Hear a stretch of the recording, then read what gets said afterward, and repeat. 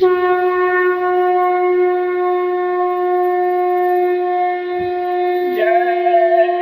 गुरुदेव, जय गुरुदेव। मन को मोड़ सत्संग में आओ, लोक परलोक दोनों फल पाओ। गाय को राष्ट्रीय पशु बनाओ, धरती पर सतयुग ले आओ।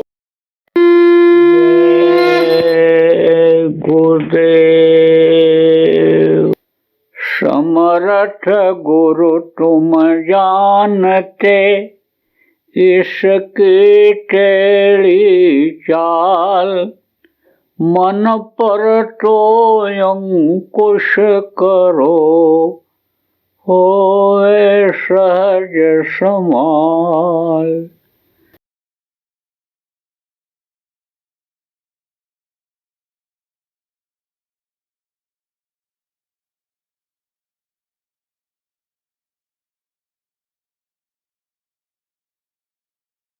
गुरु महाराज के हो वचन को याद रखो। गुरु महाराज के बराबर कहते रहे कि सुमिरन ध्यान भजन बराबर करते रहे। रास्ता भी निकाल दिए, सुमिरन ध्यान भजन में मन न लगाए तो सेवा करो। और सेवा भी परमानेंट दे दिया उन्होंने कि लोगों को शाकाहारी नशा मुक्त बनाओ, सतयुग के लायक लोगों को बनाओ, लोगों का चाल चलन चरित्र जिसको कहते हैं इसको सही करो। तो इसके लिए बराबर उन्होंने काम दे दिया आपको, क्योंकि समय पर ही काम होता है, समय पर ही युग बदलता है। त्रेता गया, द्वापर गया, आप ये समझो कि सतयुग गया, त्रेता गया, द्वापर गया, कलयुग आया, कलयुग भी जाए। लिंग पुराण के 40वें अध्याय में लिखा है, सूरसागर में भी लिखा है, जगन्नाथ दास चूड़िया किताब में भी लिखा है। गुरु महाराज बराबर कहते रहे कि कलयुग में कलयुग जाएगा, कलयुग में सतयुग आएगा। हम समझ लो चंद्रमा और सूरज ये दोनों इकट्ठा नहीं रहते हैं, धरती और आसमान ये दोनों इकट्ठा नहीं रहते। तो कलयुग और सतयुग दोनों कैसे एक साथ रहेंगे? कलयुग हटेगा तभी सतयुग आएगा। कलयुग जाना नहीं चाहेगा, सतयुग हटाना चाहेगा, तो या दोनों में संघर्ष लड़ाई होगी। और फिर आप ये समझो उसमें कलयुगी प्रेमी जो कलयुग के प्रेमी हैं बहुत मरेंगे। अब सब मरी जाएं, सब कलयुगी हो जाएं और सब मर ही जाएं तो सतयुग आने का मतलब क्या होगा? क्या आनंद मिलेगा उनको? इसलिए सतयुग के लायक बनाओ। तो ये तो रोज का काम है, प्रचार प्रसार करो। नहीं कुछ है, नहीं कुछ कर सकते हो, प्रचार प्रसार में भी समय नहीं है। कारोबार बढ़ा लिया सुख के लिए, लेकिन वही दुख पैदा कर रहा है, समय नहीं मिल रहा। तो ग्राहकों में उन्हीं को समझाओ, दफ्तर में काम करते हो उन्हीं को समझाओ, जब हुक्का पीने बैठते हो तो उन्हीं को समझाओ, हुक्केबाजों को समझा दो। आप जो जैसे आपके जो भी जहाँ जिस स्तर पे हो उन्हीं को समझाओ, तो लोग छोड़ देंगे, बुराइयों से अलग हो जाएंगे।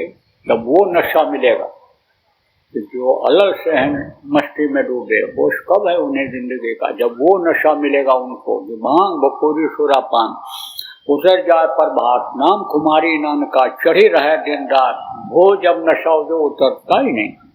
जाम मुल्ला तेरा रोज पीना, मस्तों का नहीं है करीना, जो चढ़ती उतरती है मस्ती वो हकीकत की मस्ती नहीं है। तो हकीकत की मस्ती जब मिल जाए तब जिसको पिएंगे। ये इंद्रियों के घाट पर बैठकर मन ये जो रस ले रहा है, जब ये ऊपरी लोकों में जाएगा तो इंद्रियों के घाट का रस ये तीखी मिर्ची की तरह से लगेगा। तो प्रेमियों प्रचार प्रसार करो, लोगों को समझाओ, बताओ। देखो अब ज़्यादा समय आपका नहीं लूँगा, क्योंकि आप लोग नए लोग आए हो नामदान लेने के लिए। पुराने लोगों ने आपको बताया होगा, समझाया होगा, न पूरा बता पाए होंगे तो आप जो मैं बता के चला जाऊंगा जल्दबाजी में, उसको आप करोगे नहीं। तो इसलिए समझाना थोड़ा पड़ेगा। और आपको मैं बताऊंगा नामदान के बारे में, वो कौन सा नाम है जो इस समय देने की जरूरत रहती है, देने के लिए संत आदेश दे करके गए, सौंप करके गए, वो कौन सा ऐसा नाम? नाम ले तो बहुत सिंधु सुखाएं, नाम लेते ही बहुत सागर सूख जाए। वो नाम जो कलयुग में याद करने पर उद्धार कर देगा। कलयुग योग यज्ञ नहीं जाना, एक आधार नाम गुण गाना। तो नाम कौन सा नाम? जो भवसागर से पार कर दे। कलयुग में उन्होंने बताया योग यज्ञ ध्यान जब तक ये काम नहीं आएगा, नाम की डोर पकड़नी पड़ेगी, नाम को आधार बनाना पड़ेगा। तो वो कौन सा नाम? राम न सकहि नाम गुण गाई, कहाँ लग करूं मैं नाम बढ़ाई। जिसको लोग भगवान मानते, परमात्मा मानते हैं, वो भी नाम की व्याख्या नहीं कर सकते हैं वो नाम। तो मिलेगा कहाँ? नाम रहा संतन अधीना, संत बिना कोई नाम न छीना। वो किसके अधीन होता है? हमारे गुरु महाराज जैसे संत के अधीन होता है। गुरु महाराज नामदान देते थे, रास्ता बताते थे, नाम जपाते थे और नाम की डोर को पकड़ा करके नामी के पास, जहाँ से नाम ये निकल रहा है, प्रभु के पास पहुंचा दिया करते थे। वो सतलोक में पहुंचा दिया करते थे। अलग लोक, अगम लोक, अनामी लोक जिसको कहा गया, जय गुरुदेव धाम जिसको कहा गया, वहाँ जय गुरुदेव लोक जिसको कहा गया, वहाँ पहुंचा दिया करते थे गुरु महाराज। तो आप ये समझो वो नाम आपको बताया जाएगा।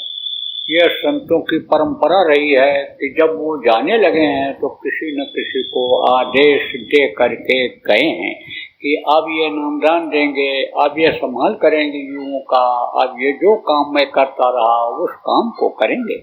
तो गुरु महाराज की दया रही, सेवा का मौका दिया।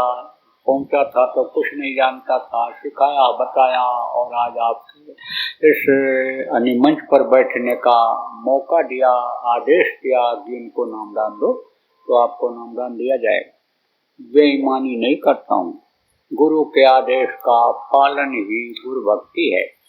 आप ये समझो नामदान देना कोई आसान काम नहीं है, बहुत कठिन काम है। लेकिन अब गुरु का आदेश है तो एक कहावत है कि वो खली में सिर पड़ जाए तो कितने मूसड़ पड़ेंगे, कोई भरोसा नहीं। ऐसे ही कुछ भी हो तो आदेश का पालन तो करना है। जहाँ भी जाता हूँ सब जगह नामदान देता हूँ। विदेशों में भी गया, बड़े बड़े देशों में गया, 15 देशों में नामदान दे करके आया। इतने लोग जितने आप बैठे हो इतने भी वहाँ नहीं इकट्ठा होते हैं, कमरे में ही इकट्ठा हो गए, उन्हीं को दे दिया। क्यों देता हूँ? क्योंकि इस वक्त पर किसी के जिंदगी का कोई भरोसा नहीं है। सुबह आदमी घर से निकले, कोई गारंटी नहीं है 2 घंटे के बाद ठीक ठाक वापस आ जाएगा, इसलिए दे देता हूँ। आज नहीं भी समझ पाया, कल कोई समझा दिया करने लग गया तो काम तो उसका बन जाएगा, मनुष्य शरीर तो पा जाएगा, नरकों में नहीं जाना पड़ेगा, 84 तो नहीं झेलनी पड़ेगी, इसलिए दे देता हूँ। तो ये वो नाम है कि जो इस वक्त पर अन्य समझो कि आपका ये दुख तकलीफ दूर करेगा, धन पुत्र परिवार में बढ़ोतरी करेगा और आपके आत्मा का भी कल्याण करेगा। जो बताया जाएगा इसको करोगे जब आप, तब आपको विश्वास के साथ करोगे तो यही विश्वास आपके लिए फलदायी हो जाएगा, जिसके लिए कहा गया विश्वास फलदायकम। तो देखो जो मुँह से लिया जाता है नाम वो वर्णात्मक नाम कहलाता है। 2 नाम होते हैं हमेशा रहे, और 2 गुरु होते हैं, एक विद्या गुरु होता और एक आध्यात्मिक गुरु होता। जैसे राम भगवान के 2 गुरु थे, विश्वामित्र, उन्होंने अस्त्र शस्त्र विद्या सब सिखाया, दुनिया की विद्या पढ़ाया, जो उनके शरीर के लिए काम आया, उनके मिशन की पूर्ति में काम आया वो सिखाया। और आध्यात्मिक गुरु कौन थे? वशिष्ठ जी थे। गुरु वशिष्ठ कुल पूज्य हमारे, तिनके कृपा धनुजर मारे। जब उनकी कृपा हुई थी तब रावण का विनाश उन्होंने किया था, तो वो उनके गुरु थे।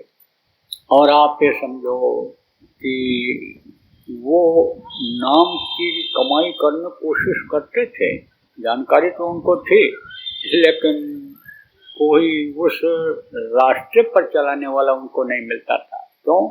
क्योंकि उस वक्त पर संत जो थे गुप्त रूप में थे, गुप्त थे, वो तो ऊपर का भेद खोलने वाले, रास्ता बताने वाले कलयुग में ही आए। जब नरकों में जीव जाने लग गए, चिल्लाए, तब भेजे गए। तो समझो कि उनके वे 2 गुरु थे, विद्या गुरु और आध्यात्मिक गुरु। और वो जानते थे नाम को, सुनते थे, क्योंकि नाम से ही ऐसा जप उपजा है, ये संसार नाम से ही, अन्य नाम पर ही ये टिका हुआ है। नाम है क्या? शब्द, शब्द पर ही ये सब बना हुआ, आवाज पर ही सब ये टिका हुआ। जानकारी उनको थी लेकिन पकड़ नहीं पा रहे थे उस शब्द को, उसमें कोई बताने वाला नहीं था। तो उन्होंने दो गुरु किया, कृष्ण भगवान ने दो गुरु किया। विद्या गुरु संदीपनी थे और आध्यात्मिक गुरु उनके सुपथ थे। सुपथ से प्रार्थना किया उन्होंने, मार नहीं सकते थे, पानी समझो विनाश नहीं कर सकते थे कौरवों का। उनके सामने बहुत बड़ी सेना थी। रावण रथी बिरथ रघुवीरा, रावण के पास बहुत बड़ी सेना थी।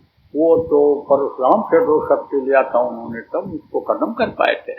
ऐसे ही सुपथ से प्रार्थना किया, आप अपनी दया की धार को खींचिए। दया की धार नहीं खींचोगे, दया ही ऐसे सब जीवों पर बरसाते रहोगे। दयालु दया सिंधु है नाम तेरे, आप संत हो, आपका नाम दयालु रखा गया है। दया करते रहोगे तो ये इनका विनाश नहीं होगा। तब जब उन्होंने उधर से दया की धार खींची, दया करना बंद किया, तब विनाश हुआ था। तो दो गुरु उन्होंने भी किया। नाम दो तरह का। अब यह भी कहा गया है, वक्त गुरु को खोज तेरे भले के कहूँ। वक्त के गुरु को खोजना चाहिए। वक्त के डॉक्टर से ही इलाज करा करके कोई ठीक हो सकता है। वक्त के मास्टर से ही कोई पढ़ करके और पास हो सकता है। वक्त के गुरु से ही किसी का आत्मा का कल्याण हो सकता है। इसलिए वक्त गुरु की खोज करनी चाहिए। तो गुरु दो नाम होता है, दो तरह के गुरु होते हैं। तो एक नाम होता है मुँह से लेने वाला नाम, इसको महापुरुष जब आते हैं तो जगाते हैं लोगों के फायदा के लिए, विश्वास के लिए और अपने उद्देश्य की पूर्ति के लिए एक नाम को जगाते हैं। जैसे त्रेता में राम नाम जगाया, पत्थर पर राम राम लिख करके समुद्र में डाला गया था, सारे पत्थर तैरने लगे थे, आपको याद होगा। जैसे कृष्ण कृष्ण जिसने पुकारा, कृष्ण खड़े हुए मिले, द्रौपदी को वाराग्रह को, कृष्ण नाम में शक्ति द्वापर में थी। जब कलयुग आया तब सत्साहब नाम कबीर साहब ने जगाया, वह गुरु नाम नानक जी ने जगाया, राधा स्वामी नाम शिवदयाल जी महाराज ने जगाया। ऐसे ही गुरु महाराज ने जय गुरुदेव नाम को जगाया था। और जब नाम को जगाया लोगों को विश्वास नहीं होता था, कहा परीक्षा ले करके देख लो। खूब परीक्षा लिया लोगों। तब जान माल का खतरा पैदा हुआ, कोई विकल्प नहीं, कोई रास्ता नहीं दिखाई पड़ा। जय गुरुदेव नाम बोले, जान बच गई। मरते हुए आदमी की तकलीफ दूर हो गई। आंख खोल दिया कान में जय गुरुदेव नाम पढ़ते ही, तब लोगों को विश्वास हुआ। मेरी बातों पर भी लोगों ने विश्वास किया। इसी में आपको मिल जाएंगे, खोजोगे तो इसका दुक्का कोई न कोई जो जय गुरुदेव नाम की ध्वनि सुबह शाम बोलते हैं। उनको बताया गया कि 1 घंटा जय गुरुदेव नाम की ध्वनि परिवार सहित इकट्ठा होकर के बोलोगे तो तुम्हारी तकलीफें सब धीरे धीरे खत्म हो जाएंगी। बताने लगे कि बीमारियां नहीं के बराबर रह गई, लड़ाई झगड़ा भी अब नहीं होता है, सब में बर्दाश्त की शक्ति आ गई। रुपया पैसा में बरकत नहीं होती थी, वो उसमें भी अब उतनी बात नहीं रह गई। धीरे धीरे सब ठीक हो रहा है, बताते हैं लोग। तो ये तकलीफ वाले तो इसमें कई लोग बैठे हो, और न बताऊं ये आप पढ़े लिखे लोग बैठे हो तो मैं बता सकता हूँ कि इनके घर में बीमारी बराबर बनी ही रहती है। यह भी बता सकता हूँ कि इनके घर में रोज झगड़ा होता है, रोज झगड़ा होता है। आप ये समझो 1 2 नहीं 10 20 को बता सकता हूँ। अब ऐसे लोग जो हो, आप अपने अपने घरों में परिवार वालों को इकट्ठा करके जय गुरुदेव नाम की ध्वनि बोलना बोलवाना शुरू कर। कैसे बोलोगे? जय गुरुदेव, जय गुरुदेव, जय गुरुदेव, जय जय गुरुदेव।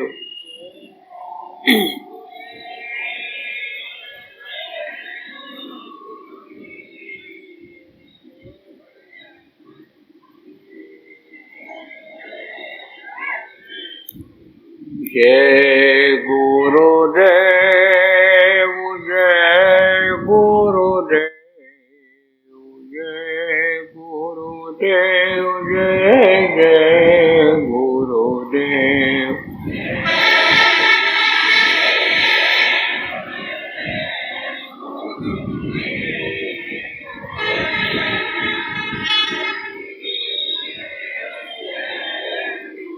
इसी तरह से बोलना रहेगा।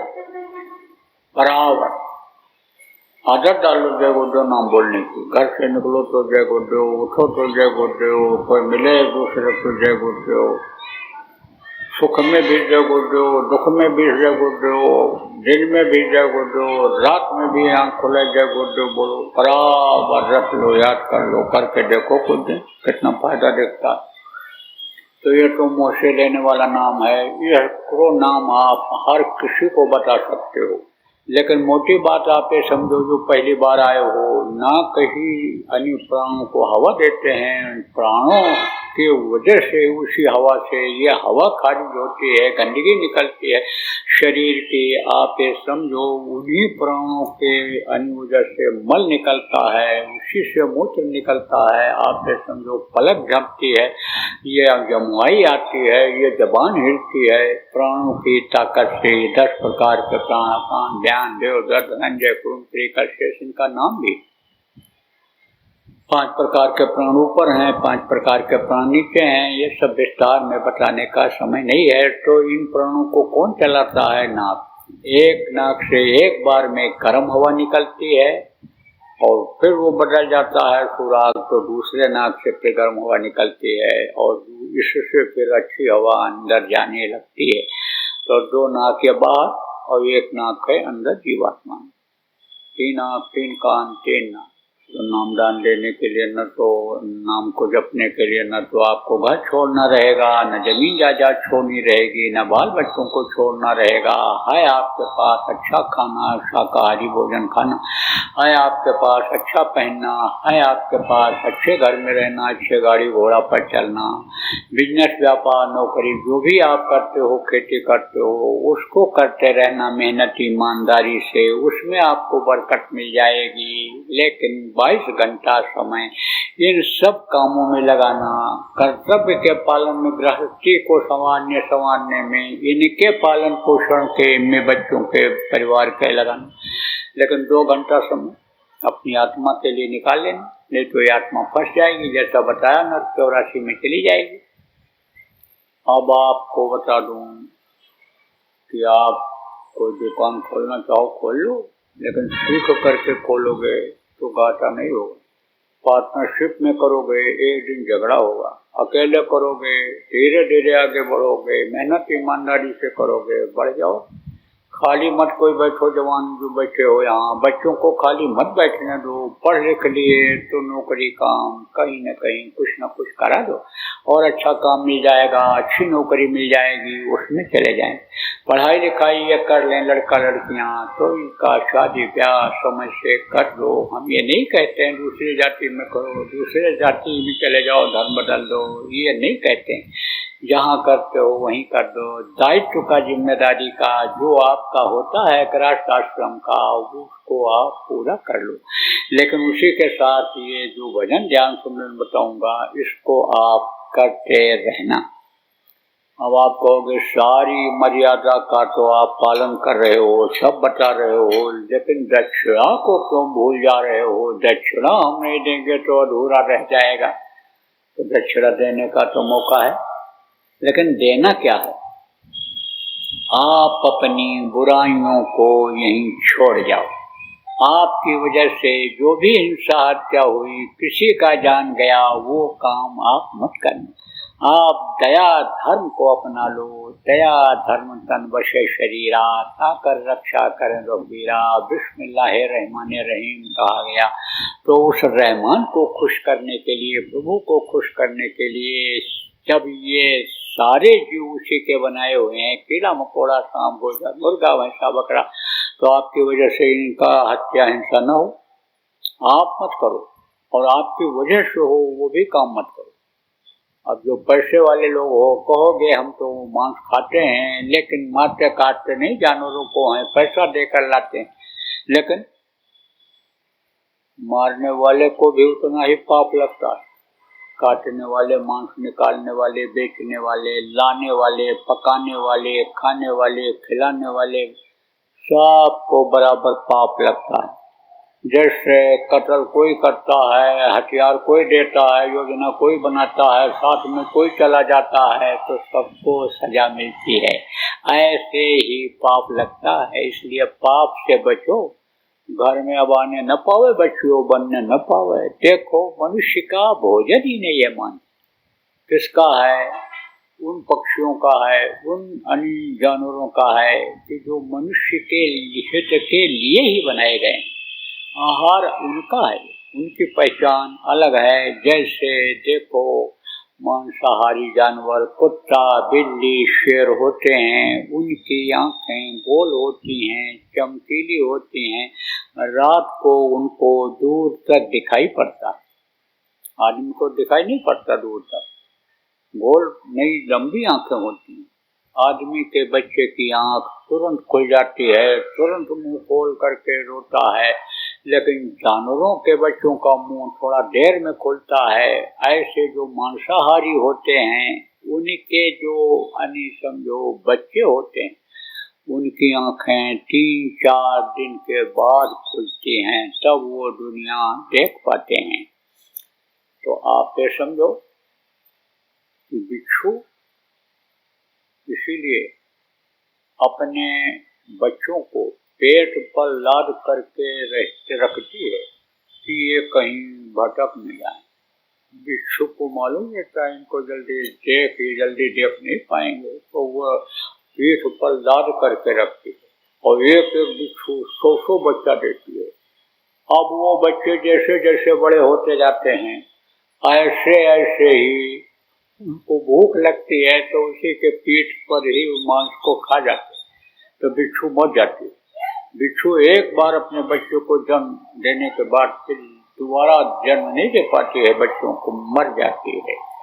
तो अब ऐसे ही आप ये समझो कि उनको पता है, तो उनकी आंखें देर में खुलती हैं, दांत उनके नुकीले होते हैं, और आप ये समझो कि पहचान होती है, दो दांत अलग से दिखते हैं उनके कि ये मांसाहारी हैं, उनसे दूर रहो। कहते हैं सिंह आने से 10 कसी, और आप फिर समझो सिंह आने से 10 कसी, तन तारे से 20 और मत वाले से 30 कसी। जो पट राखें जगदीश। मत वाला किसको कहते हैं? जो नशे में रहता है और छलांग लगा करके मारता है जब गुस्सा चढ़ता है उसको। आप ये समझो दांत जिसका रहता है दौड़ करके समझो कि नोचता है, और जो सींग वाले होते हैं वो भी दौड़ते हैं, लेकिन सींग ज्यादातर सींग वालों का भारी शरीर होता है, भैंसा है, गाय बैल है, ज्यादा दौड़ नहीं पाते, थोड़े दूर दौड़ करके ही मार पाते हैं, तो कहते हैं इनसे थोड़ा दूर रहना चाहिए। तो ऐसे ही समझो कि पहचान होती है उनकी। चाट करके पानी पीते हैं जो जानवर मांसाहारी होते हैं, और सूंघ करके समझो कि वो खाते हैं कोई चीज।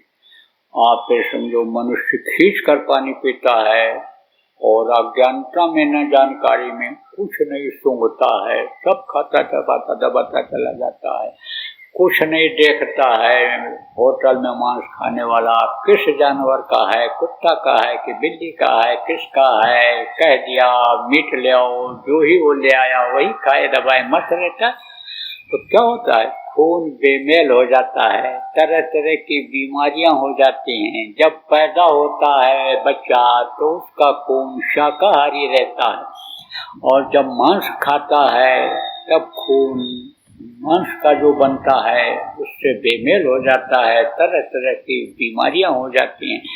मानो मंदिर ये गंदा हो जाता है, कितना भी पूजा उपासना करे तो कबूल नहीं होता। तो मैं आपको बता रहा था कि ये जो दांत होता है उनका, वो जहाँ से निकलता है उसको क्या कहते हैं? जबड़ा। तो उनके जबड़ा नहीं होता और आपके जबड़ा होता। आपका मुंह ऐसे घूमता है, ये दांत इधर से उधर जाते हैं, उनका नहीं घूमता है अगल बगल, क्योंकि जबड़ा नहीं होता है उनके। एक ही बार जमता है और आपके बच्चे का दांत निकल जाता है, फिर जमाव होता है, तब वो काफी समय तक रहता है, लेकिन उनका वही बच्चे का ही दांत बुढ़े तक रहता है। वो क्या करते हैं और आप क्या करते हो खाते समय? आप कोई चीज खाते हो मुंह बंद करके, चबा चबा करके खाते हो, जबान से स्वाद लेकर खाते हो। वो क्या करते हैं?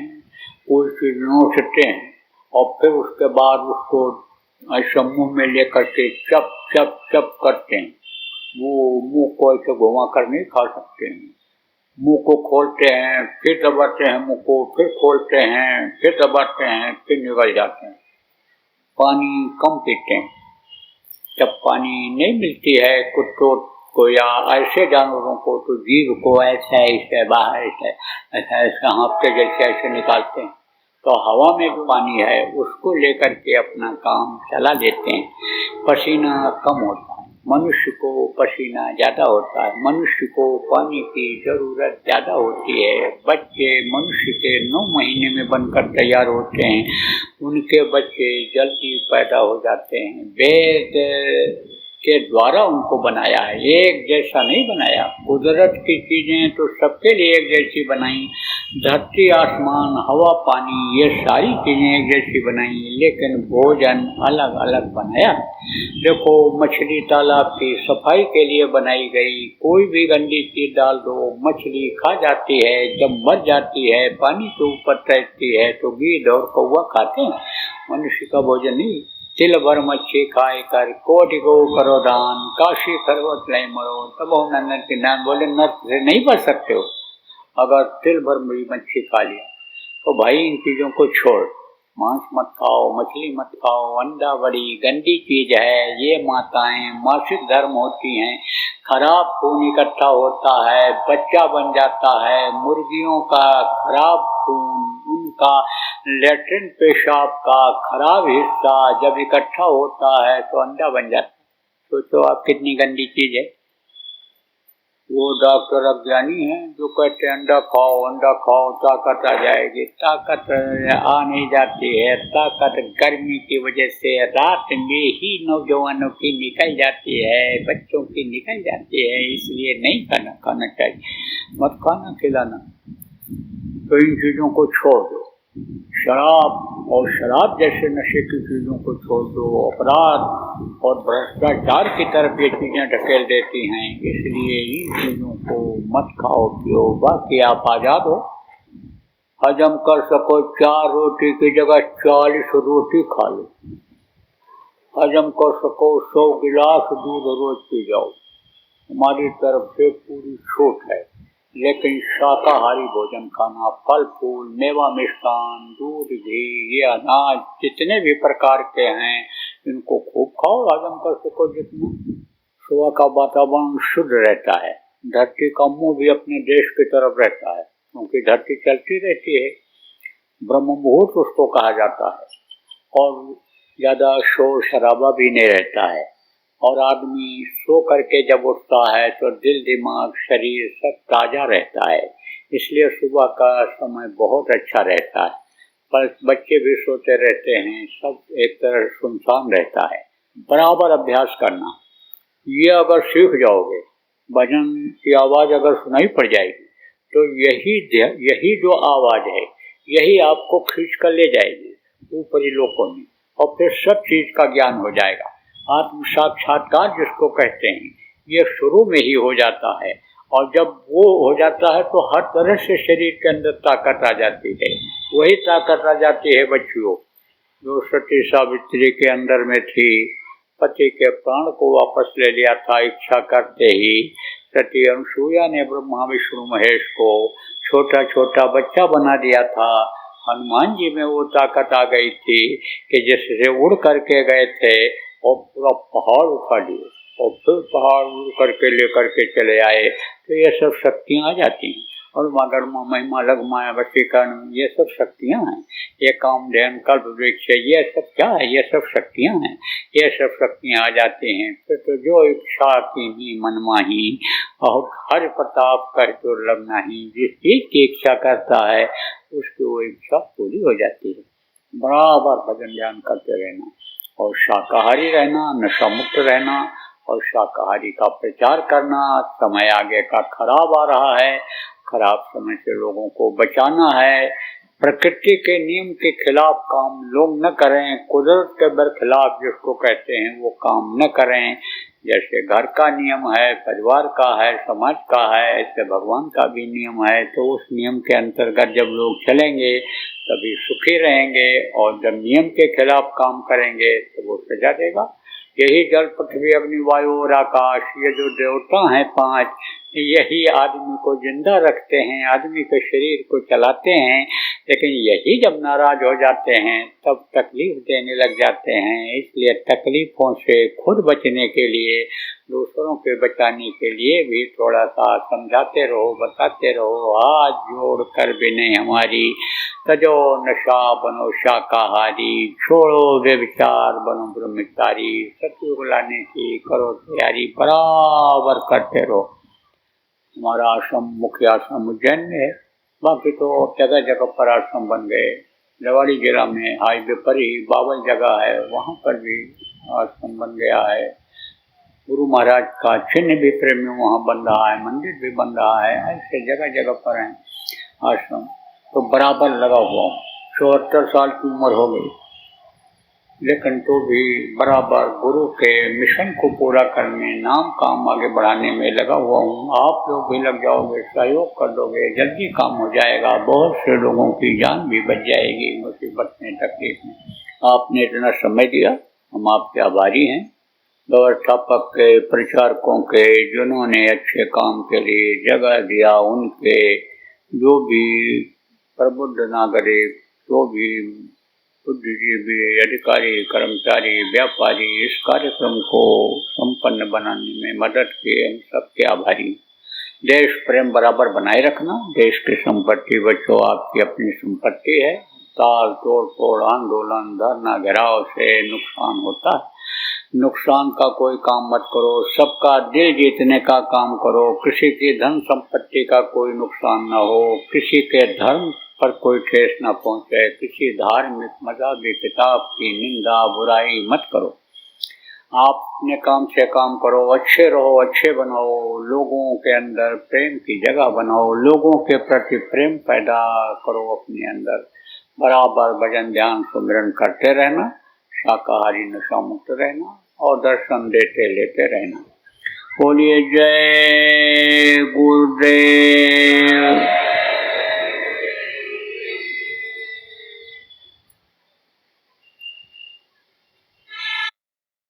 जय गुरुदेव, जय गुरुदेव, जय गुरुदेव, जय जय गुरुदेव।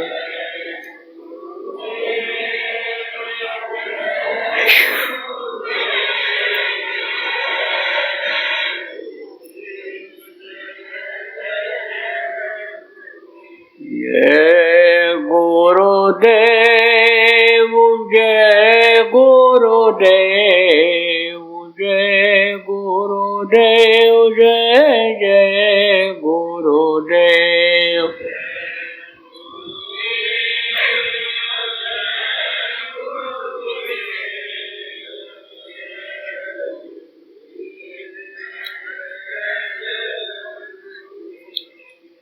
जय गुरुदेव।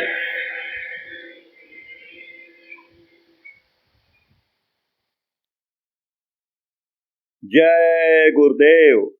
अभी आपने बाबा उमाकांत जी महाराज के सत्संग को सुना। बाबा जी अन्य किसी से चंदा न लेकर अपने प्रेमियों के सहयोग से देश विदेश में तमाम जनहित के काम करते हुए सभी तरह की तकलीफ़ों को दूर करने व प्रभु के मिलने का उपाय बताते हैं। आप इस जीवन के इस बचे हुए समय में समय निकालकर बाबा जी से ज़रूर मिलिएगा। आपके सुझाव के लिए व्हाट्सएप नंबर 9575600700। जय गुरुदेव, जय गुरुदेव।